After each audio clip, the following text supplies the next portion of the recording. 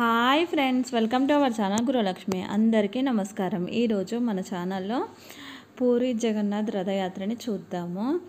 ఇది వరుసలో పూరిలో జరిగే రథయాత్రని ఇప్పుడు సికింద్రాబాద్లో కూడా చేస్తున్నారు.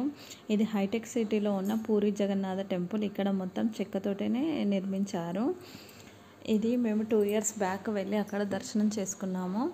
ఈ ఆషాఢ మాసంలో జరిగే రథయాత్ర ఇక్కడ కూడా చేస్తారు. 9 రోజులు జరుగుతుంది రథయాత్ర. ఈసారి దేవరకొండలో కూడా చేశారు పూరి జగన్నాథ రథయాత్ర. 9 సంవత్సరాలకు ఒకసారి పూరి జగన్నాథ రథయాత్రలో జరిగే విగ్రహాలని మార్చుతారు. ప్రతి సంవత్సరం బండ్లని తయారు చేస్తారు. అక్షయ తృతీయ రోజే స్టార్ట్ చేస్తారు రెడీ చేయడము. ఆషాఢ మాసంలో చేస్తారు. ఇది 9 రోజులు రథయాత్ర జరుగుతుంది.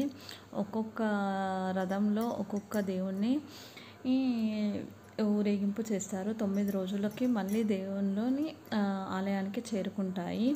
ఈ పూరి జగన్నాథ్ రథయాత్రలో ఇక్కడ పూరిలో సుభద్ర చెల్లె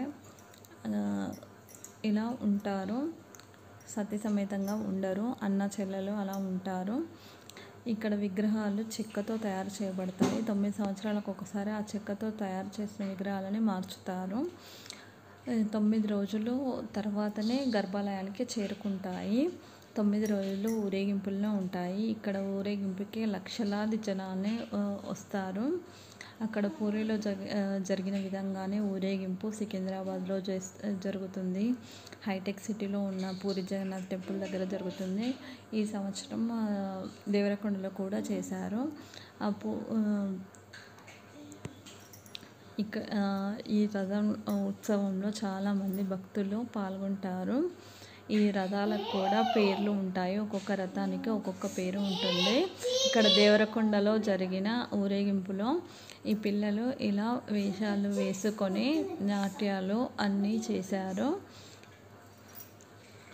పూరి జగన్నాథ్ రథయాత్ర కన్నుల విందుగా దర్శించుకున్న చేసిన చాలా పుణ్యమని మన ఆచారంగా భావిస్తారు. ఇక్కడ విగ్రహాలని దేవరకొండలో ఇలా పెట్టి పూజ చేశారు. ఇక్కడ కూడా ఒకరోజు మొత్తం ఊరేగింపు చేశారు. కొన్ని చోట్ల 3 రోజులు చేస్తారు. పూరి జగన్నాథ్లో 9 రోజులు చేస్తారు. పిల్లలందరూ వేషధారణలో ఎంత బాగా అనిపిస్తున్నారో చూడండి. వీళ్ళకి తర్వాత రోజు అవార్డు ఫంక్షన్ చేసి ప్రైజులు కూడా ఇచ్చారు. అక్కడ చరిత్రను కూడా తెలియచేశారు. ఈ వీడియో మీకు నచ్చినట్లయితే థ్యాంక్ యూ ఫ్రెండ్స్.